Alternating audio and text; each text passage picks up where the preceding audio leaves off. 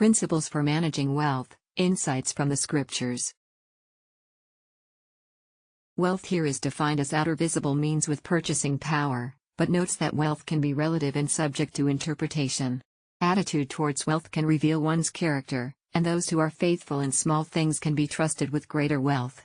Criticism of great wealth by those who are selfish with moderate wealth should be taken with a grain of salt.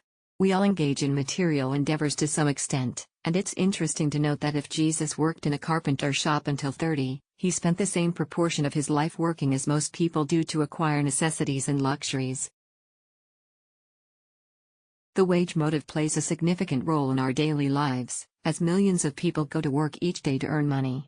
The Bible provides teachings on the right attitude towards wealth, which is important for individuals to have a proper relationship with the proceeds of their labor. False relations to wealth have caused wars throughout history, such as the French and Indian War, which was fought over securing profits in the world markets.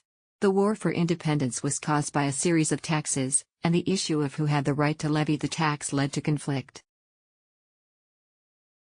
Wars throughout history have been motivated by commercial gain, whether it be the American Revolution, the War of 1812, the Mexican War, or the Civil War. The desire for wealth and power has caused nations to engage in conflicts that have resulted in suffering and loss of life. It is important to understand the root causes of these wars and work towards peaceful solutions that prioritize the well-being of all people. The war with Spain had underlying motives of greed, as heavy taxes on the Spanish colonies led to revolutions and ultimately, American interference.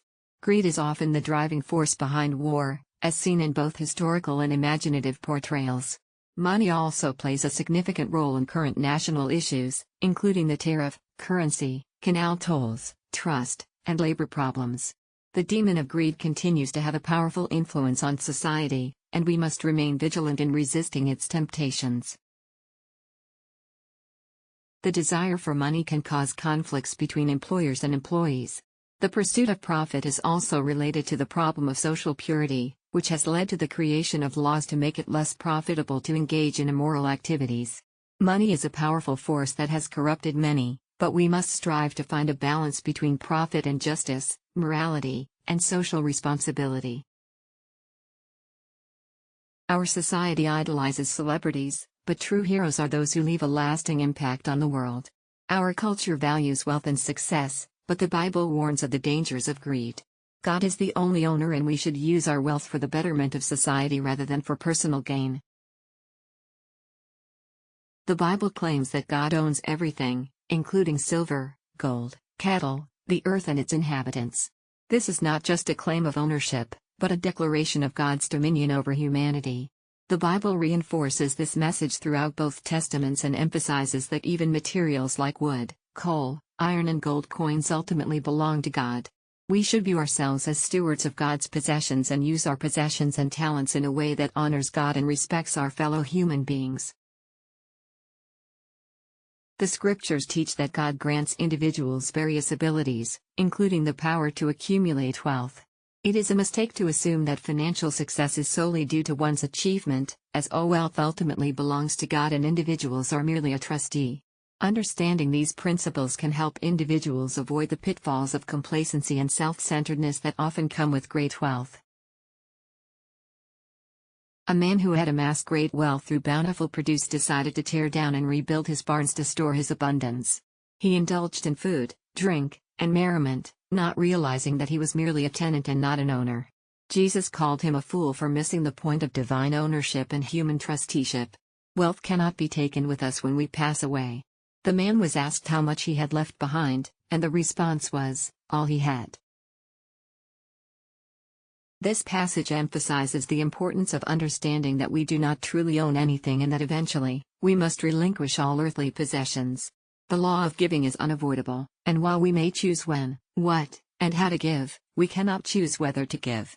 The problem of life is a problem of faithful stewardship, as we are responsible for using our talents and resources for a higher authority. We must resist the temptation to hoard our resources and instead use them wisely to leave a positive legacy. The pursuit of wealth can lead to spiritual emptiness and downfall, according to the psalmist, prophets, and early Christian leaders. The focus should be on how wealth is acquired and its charitable use, rather than acquiring it for selfish purposes. The danger of wealth is illustrated through examples such as Judas betraying Jesus for 30 pieces of silver and the persecution of the early Christian church caused by greed. Matthew 26:15, seeking the higher wealth of spirit, rather than fleeting riches, is emphasized.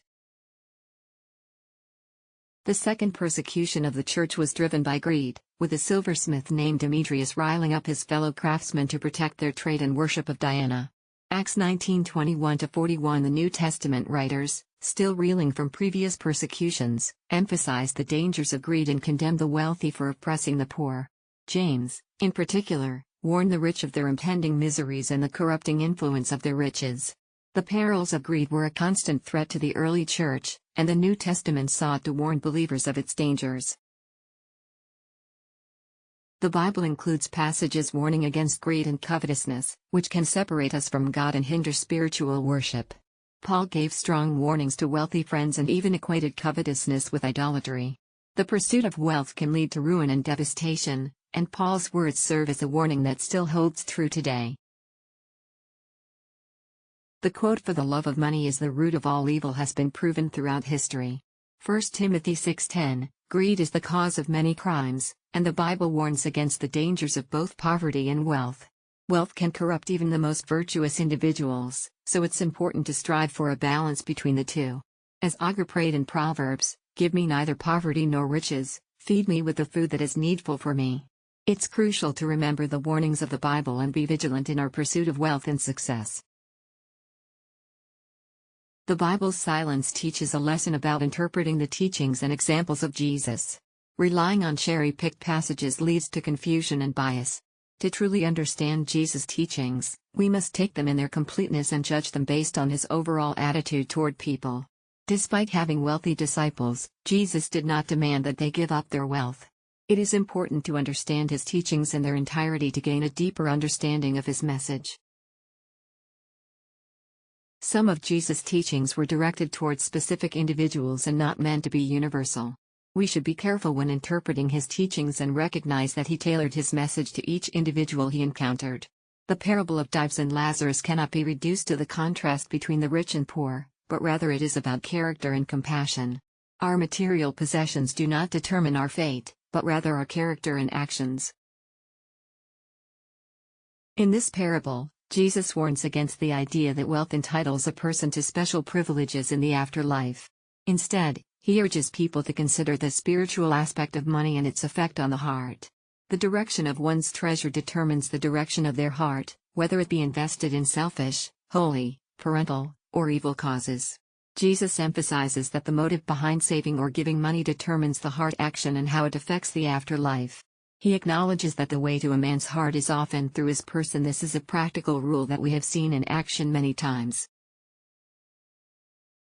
Jesus warned us about the dangers of hoarding wealth and the deceitfulness of riches, which can change a person for the worse.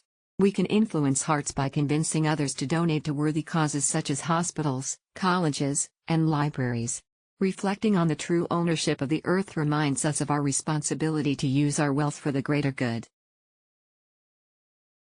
This passage discusses the dangers of wealth and suggests financial institutions adopt the motto "the deceitfulness of riches."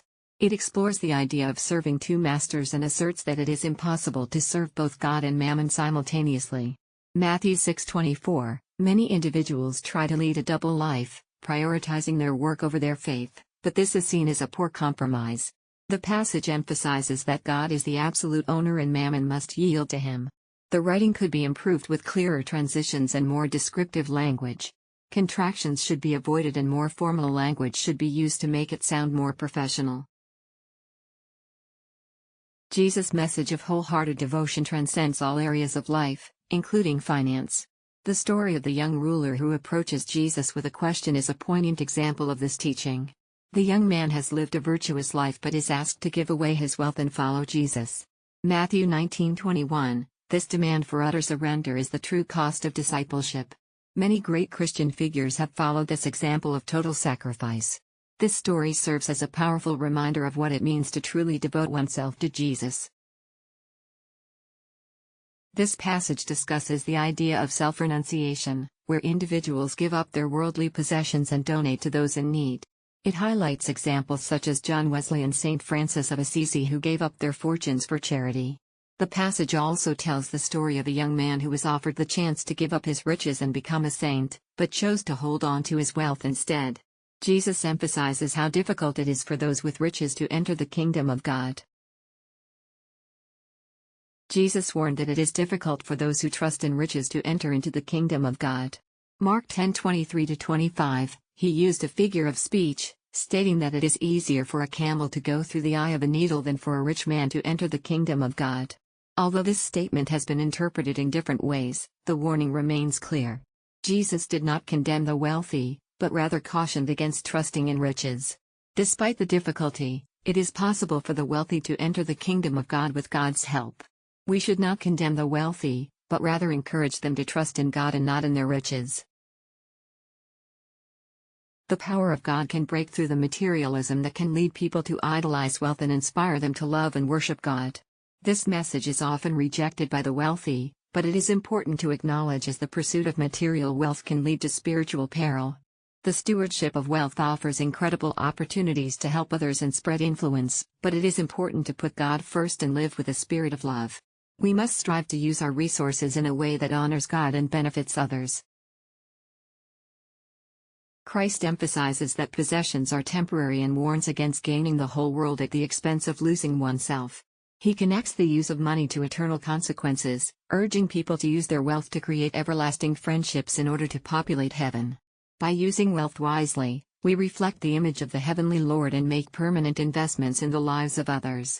Our riches should be viewed as willing trustees of Him who became poor for us. The age of gold can contribute to creating the golden age, with the marketplace being subordinated to higher values like truth, liberty, and righteousness.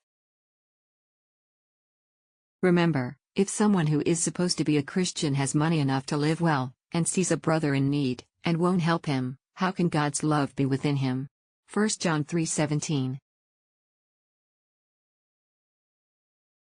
Peace, make each day a blessed day.